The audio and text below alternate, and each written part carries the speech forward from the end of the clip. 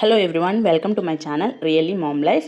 The morning to evening వరకు నా daily life routine ఎలా ఉంటుందో ఈ వ్లాగ్లో చూసేయండి. ఈరోజు ఈ వ్లాగ్ తీసే మార్నింగ్ వచ్చేసి పిల్లలకి ఆ రోజు స్కూల్ లేదు, హాలిడే ఇచ్చారు. ఏబీవీపీ బంద్ అనేసి ఆ రోజు హాలిడే ఇచ్చారు. బట్ హాలిడే అని ఊరికే పోలేదండి, ఆన్లైన్ క్లాసెస్ పెట్టారు ఊరికే వదలకుండా. ఇంకా నేను వంట అయితే ప్రిపేర్ చేస్తున్నాను. వాళ్ళకు హాలిడే ఇచ్చినా బట్ నాకు హాలిడే లేదు కదా, మా వారికి ఆఫీస్ ఉంది కాబట్టి లంచ్ ప్రిపేర్ చేస్తున్నాను. ఆ ప్రిపేర్ చేసేసి వాళ్ళకు కూడా టిఫిన్ కూడా ప్రిపేర్ చేద్దామని అందులో కర్రీ కూడా చేసేస్తున్నాను లంచ్లోకి. మార్నింగ్ ఎలాగైనా కొద్దిగా హడావిడిగా ఉంటుంది. అందులో ఈరోజు హాలిడే కాబట్టి ఈరోజు మార్నింగ్ టు ఈవినింగ్ వ్లాగ్ తీద్దామని అనుకున్నాను. కొద్దిగా పిల్లలకు కూడా హాలిడే కాబట్టి వాళ్ళు నిదానంగా రెడీ అవుతారు. అలాగే ఆన్లైన్ క్లాసెస్ ఇంట్లోనే కాబట్టి అంత హరీ బర్రీ ఉండదు కదా అని స్టార్ట్ చేశాను ఈరోజు. ఎస్పెషల్లీ అలా అయితే ధనియా పౌడర్ అయితే పట్టి పెట్టుకుంటాను, కానీ కొబ్బరి పౌడరు పట్టి పెట్టుకోను, అది డ్రై అయిపోతుంది పట్టి పెట్టుకుంటే. అందుకని అప్పటికప్పుడు కట్ చేసి పెట్టుకొని ధనియా పౌడర్ కూడా దాంట్లో మిక్సీ చేసి కర్రీలో కలిపేస్తూ ఉంటానన్నమాట. ఈరోజు నేను వచ్చేసి భిండి కర్రీ చేశాను లంచ్లోకి. కర్రీ చేసి పక్కన పెట్టేసి మా వారికి టిఫిన్కి రెడీ చేస్తున్నారు. మా వారు రోజు ఎర్లీ మార్నింగ్ వచ్చేసి ఈ ఫ్రూట్ సలాడ్ మాత్రమే తింటారు, ఆయన టిఫిన్ అనేది స్కిప్ చేస్తారు. సో మా వారి కోసం ఫ్రూట్ సలాడ్ కూడా ప్రిపేర్ చేసి ఆయనకి ఇచ్చేస్తే మిగతా పనులు చేసుకోవచ్చు కదా అని ఇది ఫస్ట్ అయితే ప్రిపేర్ చేసేస్తున్నాను. ఫ్రూట్ సలాడ్ అంటే అన్ని ఫ్రూట్స్ తోటి కాదండి, ఏవి అవైలబుల్గా ఉంటే ఒక 2 చూస్ చేసుకొని అవి కట్ చేసి ఇస్తే తినేస్తారు. ఎక్కువ ఫ్రూట్స్ కూడా మనం తినలేం కదా, హెవీగా అనిపించేస్తుంది. సో ఈరోజు వచ్చేసి యాపిల్ ఇంకా డ్రాగన్ ఫ్రూట్ అయితే కట్ చేసి ఇచ్చేసాను. ఇంకా అవి ఇచ్చిన తర్వాత ఇది అక్కడే పడిపోయాయి. ఆల్రెడీ క్లాసెస్ అనేవి స్టార్ట్ అయిపోయాయి పిల్లలకి.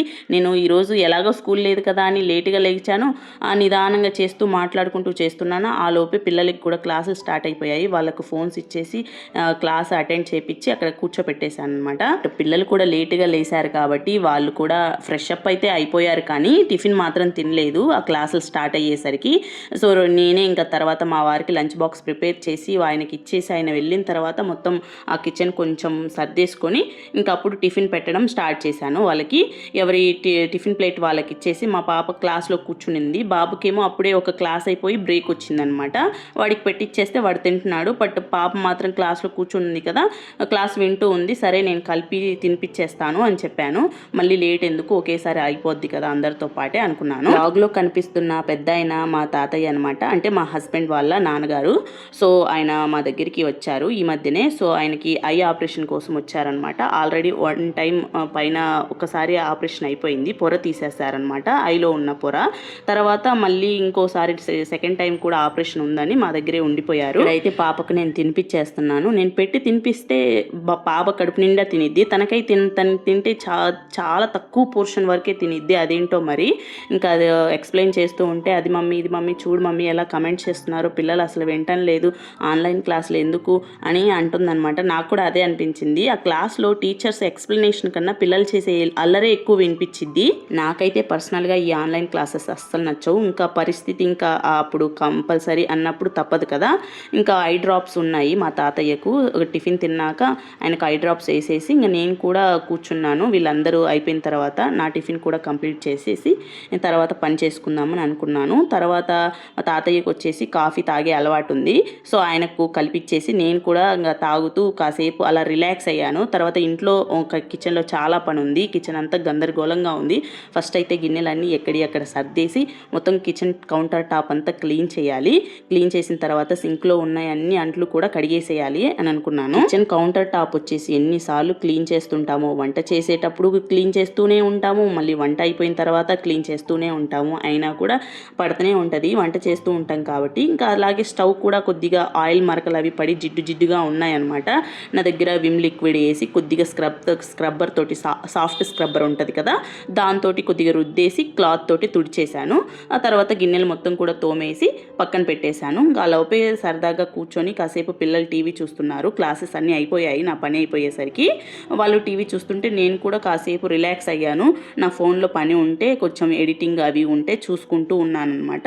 ఆ లోపే టైం అయిపోయింది, ఇంకా మధ్యాహ్నం టైము. ఇంకా లంచ్ కూడా పెట్టేశాను పిల్లలకి.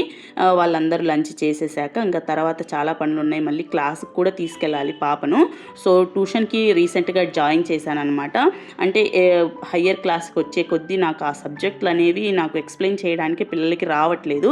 సో నేను ఎక్స్ప్లెనేషన్ తప్పుగా చేయడం వల్ల వాళ్ళు అర్థం చేసుకోకుండా పోతారు కదా, ఇదంతా ఎందుకు శ్రమ, ట్యూషన్లో జాయిన్ చేస్తే సరిపోతుంది కదా అనుకున్నాను. అందుకే తనను ట్యూషన్లో అనేది జాయిన్ చేశాను అనమాట. ఇంకా నెక్స్ట్ డే కోసం నేను దోశ కోసం నానబెడదాం అనుకున్నాను. కాకపోతే రైస్తో కాకుండా ఇలా కొర్రలు, నా దగ్గర ఆరికలు కూడా ఉన్నాయి.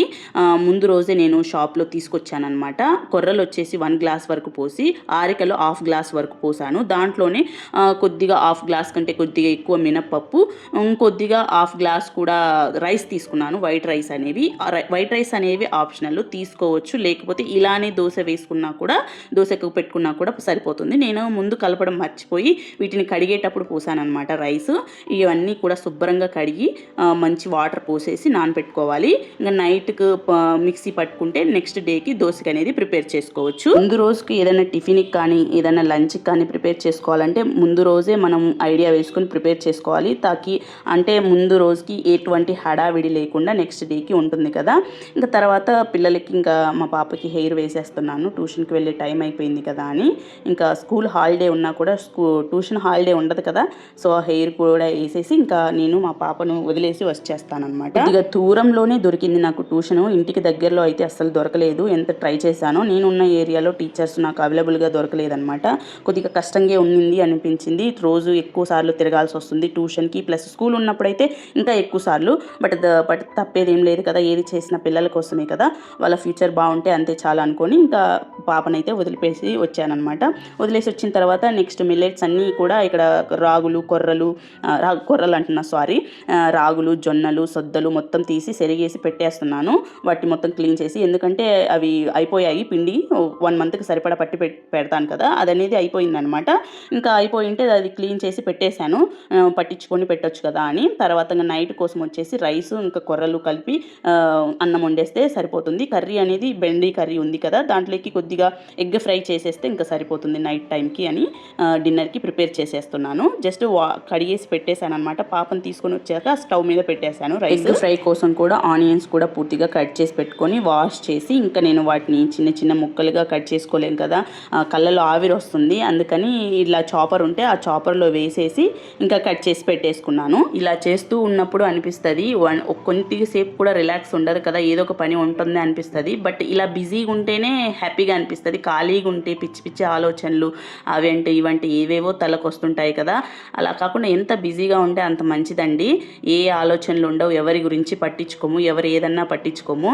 బట్ మనము బిజీగా లేకుండా ఖాళీగా ఉంటేనే మనకు నష్టం అనిపిస్తుంది. ఇంట్లో ఏదో ఒకటి చేస్తూ ఉండడమే మంచిది.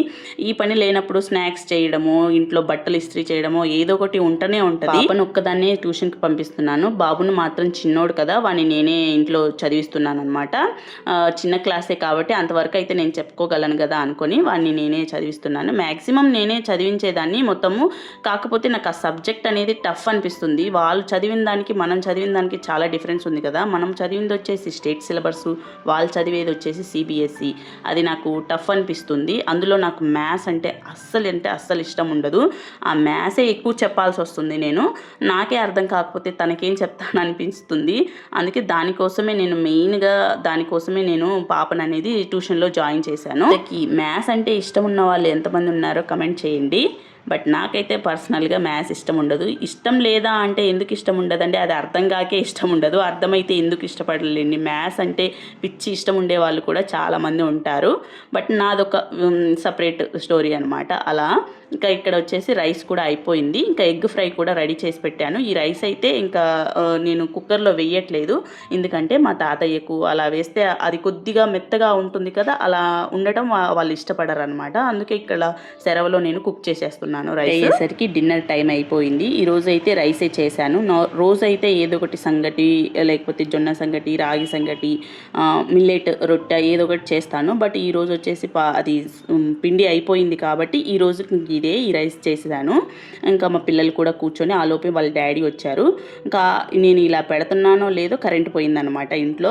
ఇంకేం చేస్తాం, ఇంట్లో ఇంకా కరెంట్ పోయేసరికి మొత్తము గిన్నెలన్నీ తోమేసి అంతా క్లీన్ చేసుకొని నేను కూడా ఫ్రెష్ అప్ అయిపోయిన తర్వాత లాస్ట్ 10 o'clock అలా వచ్చింది కరెంటు.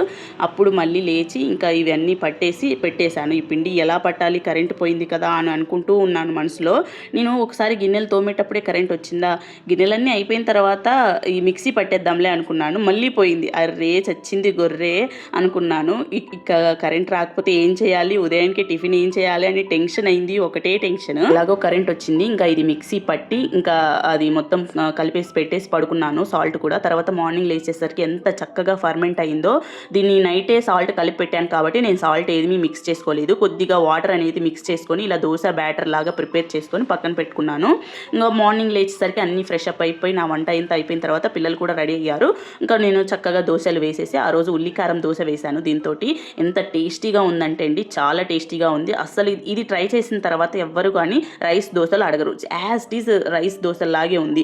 దీంతో తింటే ఏంటంటే ఒకటి తినంగానే హెవీ అయిపోతుంది. రైస్ దోశలు అలా కాదు కదా, హెవీ అయిపోతుంది. అందులో కూడా టేస్ట్ దానికన్నా బెటర్గానే ఉంటుంది రైస్ దోశ కన్నా కూడా. చూడండి ఎలా సేమ్ రైస్ దోశ లాగే వస్తుంది కదా. దీంట్లో రైస్ వాడకున్నా కూడా సేమ్ ఇలానే వస్తుంది. ఇంతకు ముందు కూడా నేను ఒకసారి చేశాను రైస్ వాడకుండా. పల్లీ చట్నీ విత్ అల్లం చట్నీతో చాలా బాగుంటుంది. కంపల్సరీ ట్రై చేయండి. దీంతోనే ఎగ్ దోశ కూడా ట్రై చేశాను. అది కూడా చాలా బాగా వచ్చింది.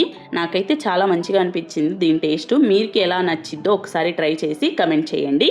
ఇదండి ఈరోజు వ్లాగ్లో మీకు ఏ పార్ట్ నచ్చినా, ఏ రెసిపీ నచ్చినా కంపల్సరీ సబ్స్క్రైబ్ చేయడం మర్చిపోవద్దు. Thank you for watching.